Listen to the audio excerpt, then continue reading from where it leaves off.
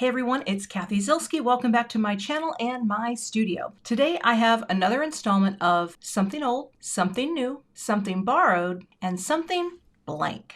Today's old might surprise you, but it's one of my oldest collection of ink pads and I decided to bust them out, and the rest, well, you're gonna have to stick around. That video is coming up next. So here's a look at the products, starting with something old, and that is my distress inks. Both oxide and the regular formula. I have not used these in a really long time, and these are among the very first types of ink pads I bought when I started making cards way back in 2017. So my oxides and my regular distress are among the oldest supplies that I have as a card maker. For my something new, I have this die set from Hero Arts. This is called the Love and Florals Fancy Dies. It cuts out the words love. It has little blooms. We're going to have to cut these apart, of course, and I have my favorite snips here. Another tried and true tool, but maybe not as old as some of my tools. And for my something borrowed, I've got card 208 from Color Cube 1. This was literally the first one I saw, and I pulled it out and I'm like, you know me, I am not afraid of the purples. So I'm getting as close in theory as I can to be having some purple and blue flowers as part of these little friends. And those are the basics. I don't know what the something blank will be, but we're going to get started with cutting these apart. I'll do that off camera. And then I'm going to die cut some out of white cardstock so we can start ink blending onto these letters. If you've never snipped apart dies before, many dies come with tabs, and all you do is you snip them apart. You get as close as you can, and I usually grab and twist, and then I keep the little pieces here. Sometimes the pieces go flying, but these snips are really nice for getting in very close like that. There's my L and so on. And I get very close like this and hold it tight, twist. Then it technically usually, well, there it is. It's on the tip. So all that, I just wanted to show how that works. Okay. Moving on. I'm going to be using my Hero Arts compact cutter, and this is actually pretty new as well. It's not completely new because I've had it for a couple of weeks, but it has these little suction cups and they stick to your surface. Now I work on a glass surface, so that works really well for me. And then you get plates with it. So I always cut into my B plate and keep the A plate clean. But what I'm going to do is take some of my cardstock, and this is also Hero Arts Deluxe White Smooth. And I'm going to cut it so that I can run this through and show you how nicely this cuts. So I feel like if I might even be able to get all of them on one. Let's see. Oh yeah. And we are going to cut these out, and they can be close together. It doesn't have to be perfect because we are going to be placing these separately. So I'm going to run this through my little cutter. Like that.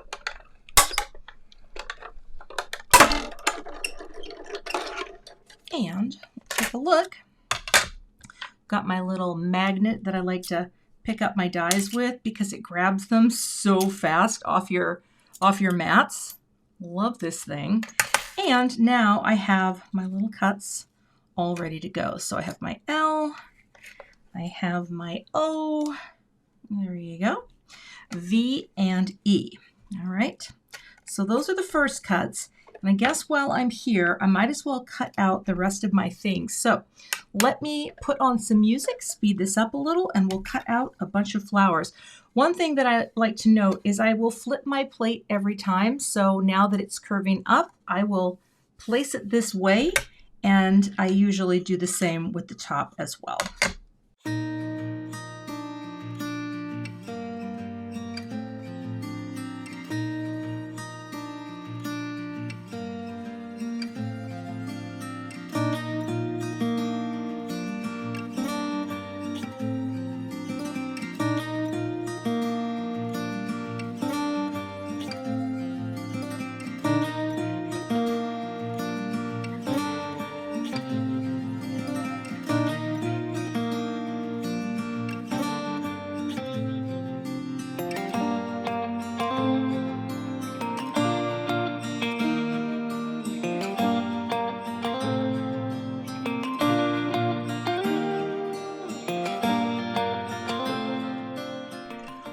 For now, I have everything cut that I want. I may need some more flowers. However, I'm going to take the little craft pick and slide it underneath one of the suction cups, and that makes it really easy for me to pick this up and put it away.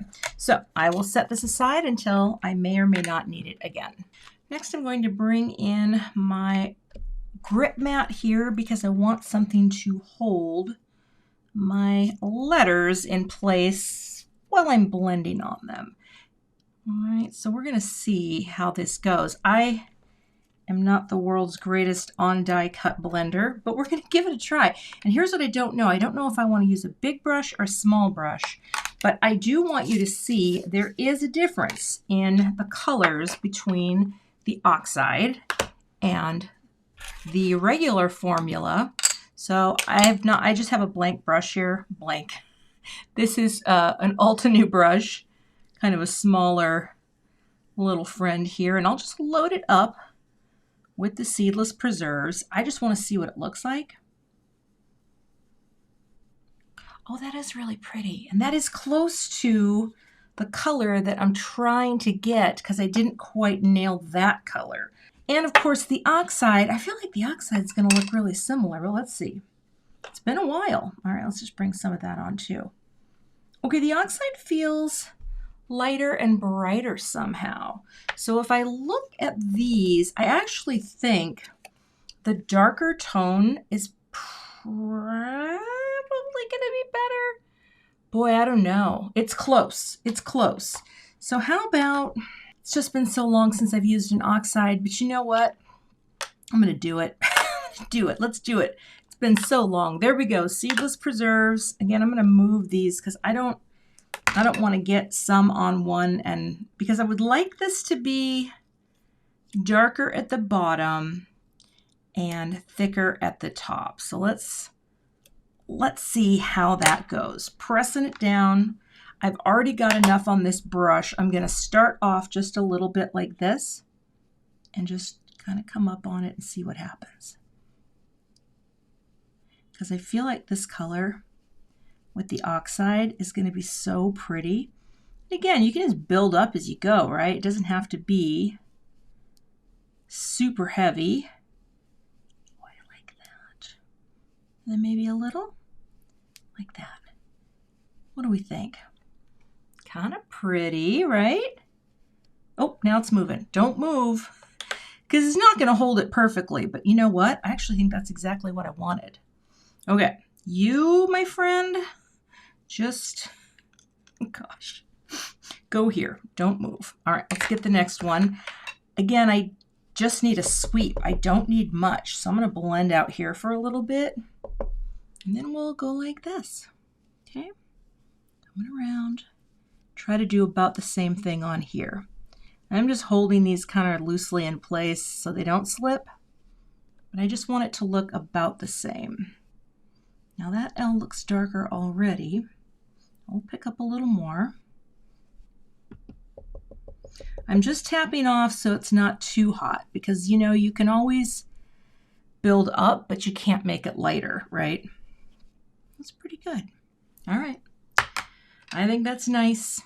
I do not know yet how this application will end up working, but we'll go down here. We'll get our V and our E. Okay. Again, the grip mat does a pretty good job, but it's, you know, just to make sure, especially with it, if you're doing something like this, you want to give it a little help and just hold it like that. Now I may come in, no, this is crazy. I may darken it up a little with the regular formula because this is an instance where I think they look different, but we'll see. We'll see. Feel like a whole new world's opening up right now. Just haven't used my distress inks in a really long time, and I don't know why, because they're beautiful, they're wonderful, and they deserve nothing more than a little attention. Now I'm still going to have to figure out how I'm going to line these friends up, but I will cross that bridge when we get to it. Well, here's the thing. Do we mix and match, or do we say, No, because that is not a perfect match. That's where this sort of in between happens. So this might be just the weirdest thing I've ever done, but I'm going to do just a little to bring that with a little more depth. Right on top. That is kind of cool. Don't be afraid to mix your inks. There's no rule that says you can't, right? That even gives it a little more depth. So maybe something I've never done before. I've never, ever blended regular distress onto oxide. Never. I'll do. And I think it makes a difference because it just adds a little more depth. All right, I am going to let those dry completely before I move on because of the pigment quality of the oxide. So I'm going to, I wonder if I can just pick these up, get them out of the way, try not to muck them up so I can clean this off really quick. Actually, what I like to do with my grip mats, I'll just take it to the sink and wash it with hot water. And that way it can get as much of this off as possible because sometimes the purples stain. So gonna let those dry and then we're gonna move on to coming up with some ideas for adhering elements together for the flowers. As this is starting to dry, I'm realizing that my purples are off. So I cut another set of flowers and those are kind of off too. And this is the beauty of ink blending because what you can do, let's get you guys out of the way for now, is we can take some white and just color the flowers. So I've also got a little tiny grip mat here. I've got all the things. But I can go ahead here and just go to town on coloring just the blooms because we're going to be cutting these out and popping them on anyway. So that's what I'm going to do because I'm not going to be able to match that color with any cardstock that I have. But hopefully, let's see here, I start blending this on, and it doesn't matter if I get the leaves, right? Because we aren't doing that. We're just doing this to get these the same color as what's happening in my letters. They don't really need any special fading or anything. We're just doing that. So don't forget, when you got the little friends, you can color them to meet the exact blend that you're working with. All right. Now I will let these dry just a little before I cut them out because I'm going to glue these little toppers, at least a couple of them, onto the stems and we're going to build up a few blooms for the card. So now I'm going to go ahead and do a little flower surgery here. All right, get in there and just get it right like that. That one's going to go there. This is pretty easy to do. And of course, with the ink blending, if it looks like, you need a little more, oops, I'll show you on this little tip where you just cut and made it white, just kind of go over it with your brush again, and that will fill in that little white area. So I'm going to speed this part up as well, and we'll just build these blooms.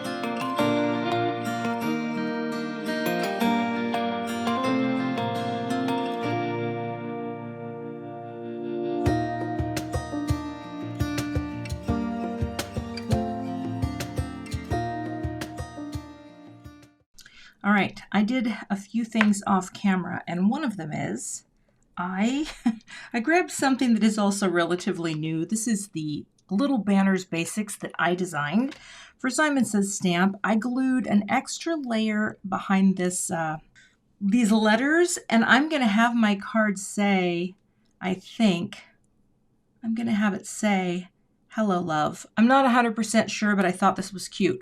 But one of the things that I got to do first is, this is so hard to get them off this little grip mat. Like it sticks and then it doesn't stick. So we're going to see. I don't know, but I just thought that could be kind of fun. However, I have a note card prepared and it's right here. And I also have a little distress spritz in fossilized amber. Now this color, it's such a beautiful gold. Like it makes a perfect little spatter medium. So let me get my box and a paintbrush and I'll show you how to do it. So here I've got my little splats box and I'm just going to put my full note card here. I'm going to grab my small number 2 round paintbrush. I've just sort of gone from side to side to shake this up a little. And all I'm going to do is just put a little here because that you don't need much. And I'd rather have control over what I'm spritzing with a paintbrush. So I'm going to pick this up, get it in there, swirl it around. I'm a little off camera. And put some spatters onto the card. Like that. Okay, and then I will let that dry. I put thin foam squares on the back of my letters. I don't have foam squares for that yet because I think what I'm going to do is I'm trying to create a total center for this card. So I'm actually going to grab, this is a new magnet that I have, and let me tell you, this sucker's much stronger than these pawn magnets, but why that's nice is it can hold something in place while I am not having to worry about this stuff moving. So, and the other little trick I'm going to show you, sometimes if you put a ruler down, it's not a bad idea, once you get it in place, I think I went up a little, just tape it, okay? Tape it so it doesn't slip. Now what I'm going to do is take the backers off of my foam squares. I'm going to start at the bottom and place this first so that I know where everything is going to go from the bottom up. So I will take my little E and put a little liquid glue. Now see, this is the thing with the something old. I love the fact that, you know, pulling out my oxides and a color palette kind of sends you on a path that you don't really know which way you're going. And that is one of the things I love about card making, right? Is that sometimes you start somewhere and you just kind of keep playing until you think, yeah, that looks good. I mean, I didn't know. When I saw these colors of cardstock, I thought those aren't going to be right for this project, which is why I wanted to ink blend. So, you know, let this inspiration of pulling something old and then finding new things to work with and borrowing a color scheme. Oh, I got magnets everywhere. Let that guide the process and then just kind of go with the flow. And again, keep in mind, if it ends up looking like crap, well, you know what? It's only paper. It's only paper. You can start again. No one's going to track you down and, well, you know. But here, I want to make sure that my letters, you know, are about the same. And here, this allows me, those look pretty close from side to side. I can slide you over a bit like that. That's pretty good. This might be, see, I came in a little because of the V shape, all right? Now, I am going to get some foam squares on here because I need to see the dimension of this before I place that. So see how this is a little bit floatier and is a little higher? Well, here's the beautiful thing. I put a thick foam square and then I glued on a thin foam square. So what I need to do is figure out the exact placement. If I can just get the L placed, that's going to be a lot easier. I don't know what I'm going to do with these little florals yet, but let's see if we can do a little switcheroo. Now we'll bring this big magnet, oh, it's very heavy, down here. I'm going to move these things up and out of the way. I'm going to bring my ruler right here okay? Because I think as long as I line that up, I've got plenty of room to pop this in. Okay, let's give that a try. And it's about the, see, if I go to that inch mark, it's about the same from top to bottom. All right, let's get you guys off. A lot goes into cards sometimes, but I think this is fun. All right. Maybe. We've got to get florals on there first. I mean, I hope I don't need more florals. I think that we're going to be okay. But here, the daub of glue is just to give a little float time. And I'm going to come at this one from the bottom like that. So that, oh, I got magnet problems here. So that this can go right about there. Just getting that little upper slab of the serif even. And that's what the ruler is for, just to help you see that and place it. And of course, the glue gives you just a little bit of wiggle room. And if you want to check it really quick, you can say, well, am I close over here? And the survey says, yes, close enough. Okay, now all I have to do is place the, oh, are we? Let's see. Yeah, that's pretty straight. Just have to place the O's. I think the O's are the trickiest one because it's a split, but I think we can do it. So that's lined up on top. Yep. Liquid glue. Look here to the side. L-O-V-E.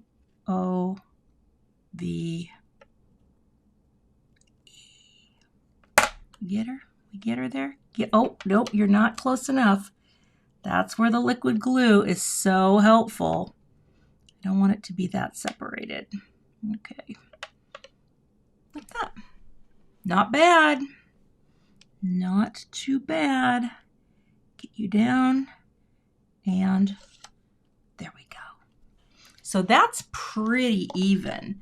Oh, that's a heavy magnet. Okay. And then we're going to have Hello Love be in the center. But I need to figure out now arrangements for the flowers. So here's what I'm thinking. I don't need a lot. See, this is actually really only using, a hint of the color scheme, but it's definitely still there. So maybe what we do is we think about that coming under. I don't know. I haven't, this is where I just don't know. I don't know what's going to happen. Maybe we come here. Maybe one of these little flowers comes up here. Kind of, oh, that's already looking cute. Maybe a little guy comes here like that. Or maybe, well, no, like that. Okay. And this little guy, well, I don't know. Now I haven't decided. What if I wanted to do a little L up there? 5 minutes later. Oh, I think this is really fun. Okay, but I know I'm going to put these down first. So you guys are going in. There's plenty of room to tuck flowers. It's just going to be a little finagling to get it to look exactly how I want it to look and still be able to read these letters. So, hello, love, like that. I definitely like this up here. And actually, maybe I just sort of lightly tack it down. Okay, again, I like this coming down here on the V. Like that, well, maybe more like that. Okay. Still love this right here, unless this little friend would look better on the E like that.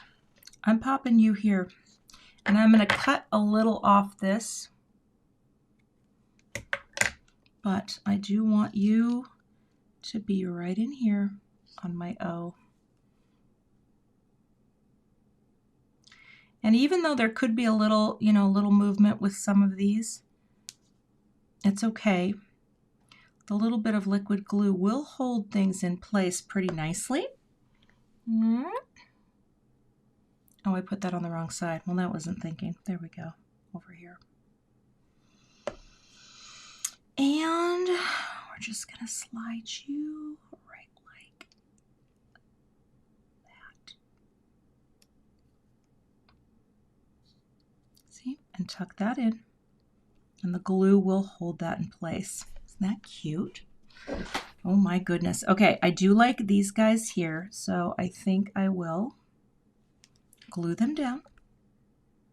I mean, this feels a little different for me, but again, it's really fun for me, I think, just to try a few different things when you're making cards, right? It might not be your usual jam, and that's okay. I just like that draping down on the V. All right, committing to the drape on the V. All right.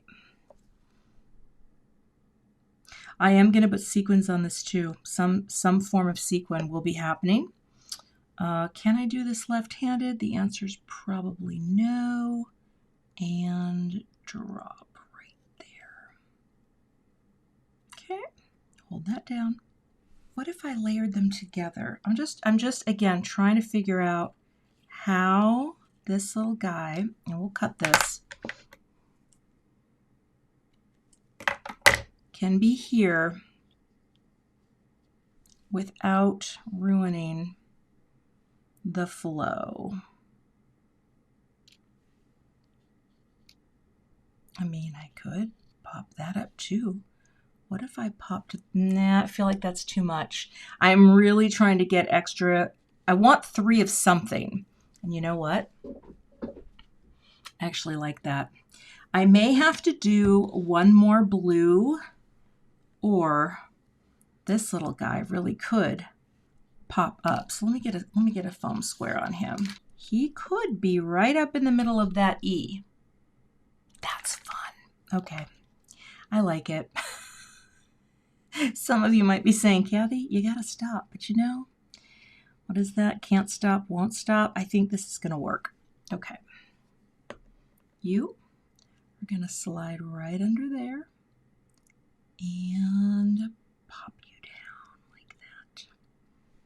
Yes, because you can still read that. This may not be necessary there. It might be, you know what? It might be too much.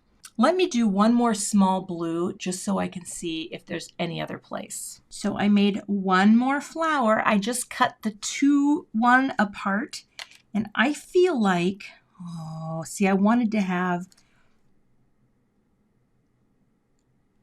have 3 and 3, although this could also just go in here. I don't know which one I like better. You know what? I think I like it over here, just like it's a bloom coming out. I'm not that great at arranging whimsy. I don't know if that's what you know what I'm trying to say, but that I think could work. Okay, that way it looks a little more balanced. And that is, oh, we're almost done. Okay, I'm going to get out some beads.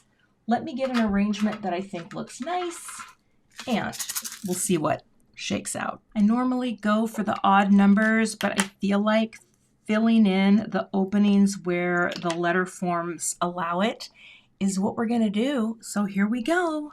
We're going to finish this card. This is, you know, some of these cards, boop, take a little longer. Boop.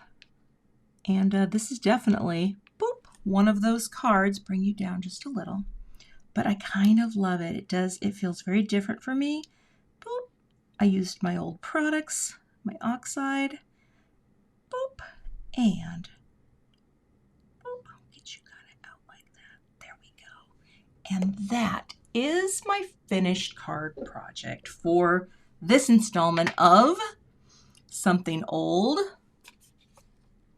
Oxides, Something New, all these glorious little dies from Hero Arts, and I guess technically this guy over here, Something Borrowed, which is this color scheme, 208. And again, it's not like a perfectly nailed scheme, but these cards are so great. And for the Something Blank, I'm going to say something out of my comfort zone. You can find links to all of the supplies I used in the YouTube description box. I'll also have a blog post with photos and more details about this card, and the link also you can find below. If you're not a subscriber to my channel, I'd love to have you, so please hit that subscribe button and be sure to hit that notification bell so that you don't miss the next time I post. If you liked the video, give it a thumbs up and be sure to leave me a comment. Thanks so much for watching and have a great day. To see more card projects in this Something Old series, check out the 2 thumbnails I have linked below, and I'll see you in those videos.